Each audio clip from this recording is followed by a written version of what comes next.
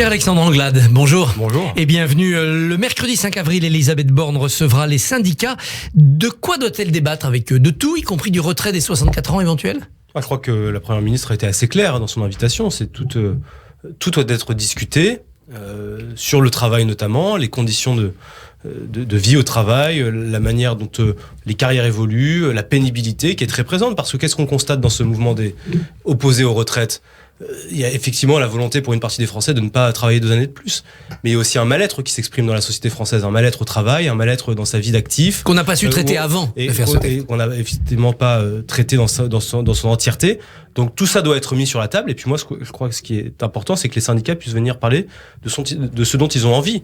Être capable de renouer le dialogue, de recréer du lien dans un moment de tension politique exacerbée qui ne peut pas perdurer. On ne peut pas vivre dans cet état latent de tension entre le gouvernement et les organisations syndicales. Donc c'est très important de retrouver le chemin du dialogue et c'est l'objet de la réunion de la semaine prochaine. On sera à la veille de la 11e journée de mobilisation des syndicats. Est-ce que les recevoir pour leur dire non, je ne retirerai pas les 64 ans, ça ne va pas regonfler leur hostilité? Et vous savez, on respecte les étapes du processus démocratique.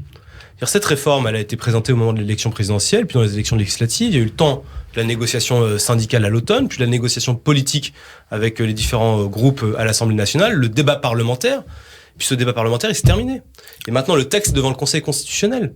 Et donc, le Conseil constitutionnel aura à rendre son avis dans 2 semaines maintenant. Entre-temps, c'est pas le moment de dire on va retirer la réforme ou on va faire évoluer la réforme. C'est pas ça le temps dans lequel on se trouve. Le temps dans lequel on se trouve, c'est un temps de respect du processus décisionnel du Conseil constitutionnel et en parallèle d'être capable de réouvrir des voies de dialogue avec les organisations syndicales pour faire baisser la pression dans la rue. Certains disent qu'une censure, même partielle, du texte par le Conseil constitutionnel, ça soulagerait le pouvoir. Chacun sauverait l'honneur, on avancerait, puis au moins ça serait terminé. Moi, je partage pas ce point de vue. Moi, je pense et j'espère que le Conseil constitutionnel validera cette réforme parce qu'elle est importante, parce qu'elle est nécessaire et personne ne pourrait se satisfaire d'un rejet ou d'une censure du Conseil constitutionnel parce qu'on a besoin de ce texte. Vous croyez que depuis maintenant 3 ou 4 mois, on se bat pour le faire advenir, pour enfin être soulagé par une éventuelle censure? Ce serait complètement fou. On a besoin de ce texte, donc moi j'espère qu'il sera validé. Est-ce qu'une médiation, comme le proposait Laurent Berger, ça n'aurait pas été utile? Une sorte d'endroit, par exemple le Conseil économique et social, ou avec des intellectuels, où pouvoir et syndicats se parleraient? Je crois qu'il n'y a pas besoin de médiation. La vérité, c'est que les membres du gouvernement, comme les organisations syndicales, sont des grandes personnes. Elles sont capables de se parler. Elles doivent être capables de se parler.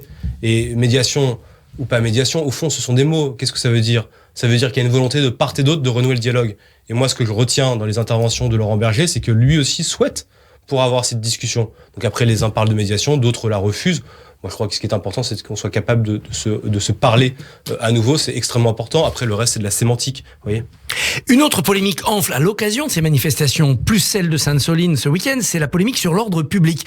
Est-ce qu'à Sainte-Soline, la gendarmerie n'a pas commis une faute en empêchant les secours d'arriver sur place? D'abord, moi, j'ai été extrêmement choqué par les images de violence auxquelles on a assisté ce week-end à Sainte-Soline. C'était de la guérilla urbaine, ou en l'occurrence rurale. Avec d'abord des casseurs qui attaquent la police, qui attaquent les gendarmes. Avec des images de violence extrêmes. Faut voir les images des forces de l'ordre dans leurs camionnettes, dans leurs fourgons, sous la pluie de pierres, de boules de pétanque. Il a été retrouvé sur, je vais même pas les qualifier de manifestants, mais sur ces émeutiers. Il a été retrouvé des haches, des couteaux, des barres de fer, toutes sortes d'armes qui visaient à blesser les forces de l'ordre, si ce n'est pire. Et donc, moi, je me méfie de ce débat, et même je le récuse, ce débat qui viserait à inverser les valeurs, où il y aurait une police qui aurait été violente face à des manifestants qui se seraient tranquillement promenés dans les champs, dans une promenade bucolique un dimanche après-midi. C'était pas ça la réalité. La réalité, c'est qu'il y avait des éléments extrêmement violents qui sont allés pour blesser, si ce n'est pour faire pire, contre les forces de l'ordre. Et donc, moi, je récuse cette inversion des valeurs, ou alors même cette mise en perspective qui ferait que policiers et casseurs seraient mis sur le même plan. C'est pas le cas. Néanmoins, il faut peut-être repenser en permanence l'ordre public en France, en ville comme à la campagne. C'est compliqué. Et on peut toujours s'améliorer, on peut toujours faire mieux. Christophe Barbier, vous voyez comme moi les images et vos auditeurs les observent aussi maintenant depuis plusieurs jours. Mais on voit aussi la violence qui se déchaîne dans les manifestations. On voit aussi la Bravem qui intimide, voire menace des manifestants. On voit des policiers qui frappent un peu au hasard quand ils chargent dans les rues. Vous avez raison de dire que quand on est policier, on a un devoir d'exemplarité. Et donc, ce qui a pu être reporté par certains de vos confrères et consoeurs sur des violences ou des intimidations de la part de certains policiers n'a pas lieu d'être. Mais c'est marginal. et à chaque fois c'est sanctionné. Mais vous voyez le déferlement de violence que l'on a dans la rue, encouragé, c'est ça le pire, par des partis politiques. Vous pensez à qui, LFI ? Et je pense à la France Insoumise. À la France Insoumise qui porte une très lourde responsabilité dans la conflictualité qui se trouve aujourd'hui dans la société française. Ils ont empêché le débat parlementaire à l'Assemblée nationale en empêchant le vote, notamment sur l'article 7 qui permettait de décaler l'âge de départ légal à la retraite.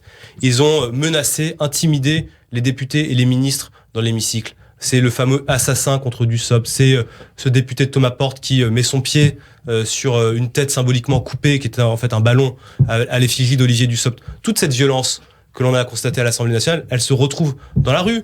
Et ceux-là, aujourd'hui, qui encouragent les violences, au fond, qu'est-ce qui intéresse Jean-Luc Mélenchon ? C'est pas le retrait de la réforme des retraites, c'est de renverser les institutions. Il y a quelque chose de factieux dans sa manière de faire de la politique et je pense qu'il est dangereux pour la République.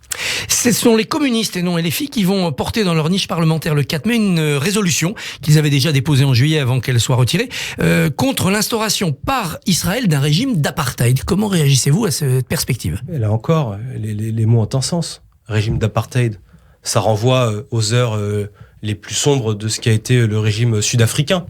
Et ce qui est en Israël n'a rien à voir avec ce régime-là. Et il y a derrière cette volonté de faire de la politique une part d'antisémitisme qui s'exprime. Et il faut le dénoncer comme tel. Cette résolution a une part elle porte en elle une part d'antisémitisme. Et donc il faut la condamner. Moi j'espère qu'elle sera retirée à nouveau. Et si c'est pas le cas, nous y opposerons avec beaucoup de force avec le groupe Renaissance à l'Assemblée nationale. Dans la foulée de Sainte-Soline, le président de la République va dans les Hautes-Alpes aujourd'hui pour parler hydrologie, pour parler irrigation, pour parler du plan eau. Est-ce qu'il faut préparer les Français à des restrictions d'eau cet été ? Pas de piscine, pas d'arrosage de jardin, moins d'eau potable ? Non, on n'en est pas là du tout. Il faut prendre acte des effets du dérèglement climatique sur le cycle de l'eau. On voit bien que cet hiver, nous avons connu une sécheresse, et nous connaissons d'ailleurs encore une sécheresse comme nous n'en avons pas connu depuis très longtemps, si ce n'est jamais. Et donc il faut que les agriculteurs, les industriels, les particuliers apprennent à gérer la ressource eau. L'eau, c'est notre bien commun, c'est un bien commun de l'humanité. On voit qu'elle manque dans beaucoup de pays du monde. La France, qui est un des pays aujourd'hui qui est le plus frappé par le dérèglement climatique, est aujourd'hui exposée massivement à cette pénurie d'eau. On a une sécheresse qui est très forte cet hiver. Il faut que nos agriculteurs, les industriels et nous-mêmes apprenons à mieux gérer cette ressource. Si c'était plus cher, on ferait attention. C'est toujours pareil, si on augmente le prix. C'est ce que le président de la République va présenter aujourd'hui. Je n'ai pas les détails du plan. Mais en tout cas, c'est très important qu'on soit capable de s'adapter à cette nouvelle donne où on pensait que l'eau était chez nous illimitée. Et là, c'est la fin de l'abondance. Et c'est la fin de l'abondance de l'eau dans notre pays. Aujourd'hui, il y a aussi une grève des marins-pêcheurs contre l'Europe, avec les restrictions de zones de pêche qui continuent. Qui défendez-vous ? Nos marins-pêcheurs ou les directives européennes ? Nous défendons nos marins-pêcheurs. Et le président de la République a pris une position extrêmement claire contre l'interdiction du chalutage, en l'occurrence, dans les aires marines protégées, au nom de la souveraineté alimentaire de la France. Parce qu'aujourd'hui, nous importons près de 80% de nos ressources qui viennent de la mer. Et si on venait si cette directive européenne venait à être mise en place, ce serait bien pire pour notre souveraineté, notre indépendance. Donc il faut réussir à concilier préservation de l'environnement, qui est un objectif que l'on partage avec la Commission européenne, et en même temps préservation de notre capacité à nous approvisionner en ressources halieutiques. Je pense que les deux doivent aller de pair, mais cette proposition d'interdiction qui vient de la Commission européenne va beaucoup trop loin. C'est pour ça que le président de la République s'y oppose et que le ministre en charge de la mer, Hervé Berville, s'y est aussi opposé et que nous continuerons à nous y opposer.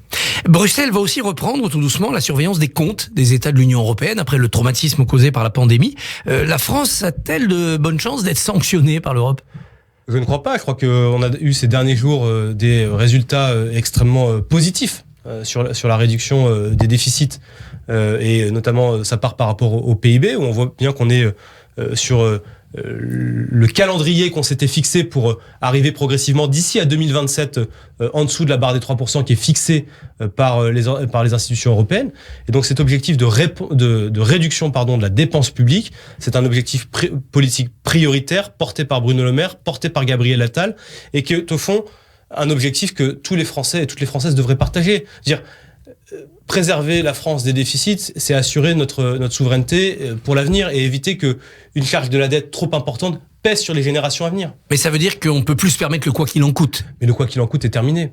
On est sur des mesures aujourd'hui de protection qui sont ciblées sur le carburant, sur certaines activités bien particulières pour venir en aide à nos concitoyens, sur l'énergie pour venir en aide à nos concitoyens dans un moment difficile. Mais le quoi qu'il en coûte, c'est-à-dire cette politique publique massive à l'encontre et en direction de tous les publics est terminé depuis maintenant longtemps. Le débat européen, c'est aussi un débat sur les stratégies énergétiques. Chacun tire un peu la couverture à soi. Est-ce que ce n'est pas les Allemands qui continuent à imposer leurs lois ? Il y a effectivement aujourd'hui une difficulté dans le débat sur la part que devrait occuper le nucléaire dans les objectifs de décarbonation de notre industrie, de notre énergie de manière générale. Et il y a un débat effectivement très dur avec une partie de nos partenaires européens qui s'opposent à ce que le nucléaire soit pris correctement en compte dans la balance de notre mix énergétique. Et donc là, c'est un combat que l'on mène avec la France, notamment avec la ministre Agnès Pannier-Runacher, pour faire en sorte que le nucléaire, notamment à travers l'hydrogène bas carbone qui est produit à partir du nucléaire, soit mieux pris en compte dans le mix énergétique. Moi, ma conviction, Christophe Barbier, c'est qu'il n'y a pas d'indépendance et de souveraineté énergétique de la France et de l'Europe si on n'est pas capable de concilier les énergies renouvelables, l'éolien, le photovoltaïque, l'hydrogène, et en même temps le nucléaire. C'est aujourd'hui une énergie pas chère, décarbonée, qui émet 0 émission des CO2, et c'est ça l'objectif qu'on doit se fixer si on veut être capable de sortir de la spirale infernale du dérèglement climatique. En Ukraine, les chars occidentaux arrivent, et en Biélorussie, les armes nucléaires russes approchent. Est-ce qu'on n'est pas dans un scénario d'escalade terrible ? On est dans un scénario d'escalade depuis le début de la guerre, en réalité. On est dans un scénario d'escalade en Ukraine même depuis 2014, avec l'agression progressive de l'armée russe ou d'hommes proches des Russes, de séparatistes à l'époque. Et depuis le 24 février dernier, on est sur une agression à grande échelle où les Russes ont constamment mené, eux, l'escalade. L'escalade, elle vient de la Russie. Les chars, c'est un élément défensif. Donc il faut qu'on en fasse plus encore, là. Moi, je vais vous dire, à partir du moment où les Russes cessent leur offensive, où les soldats russes se retirent des territoires occupés, il n'y a plus de guerre. Donc la vérité, c'est que l'escalade, qui est réelle, c'est la Russie qui en porte la responsabilité. Et quand les Européens ou les Américains fournissent aux Ukrainiens des armes pour se défendre, ils sont, je crois, dans leur bon droit. On doit le soutien à l'Ukraine qui se bat pour son peuple et pour toute l'Europe. Pierre-Alexandre Anglade, merci et bonne journée. Merci à vous. Merci beaucoup Christophe Barbier. Et vous parliez justement de cette proposition de résolution du groupe Gauche démocratique et républicaine qualifiant Israël de régime d'apartheid. Vous entendrez dans le journal dans moins de 5 minutes la réaction de Muriel Waknin-Melki, présidente de l'OJE, l'Organisation juive européenne. À tout de suite. Radio J.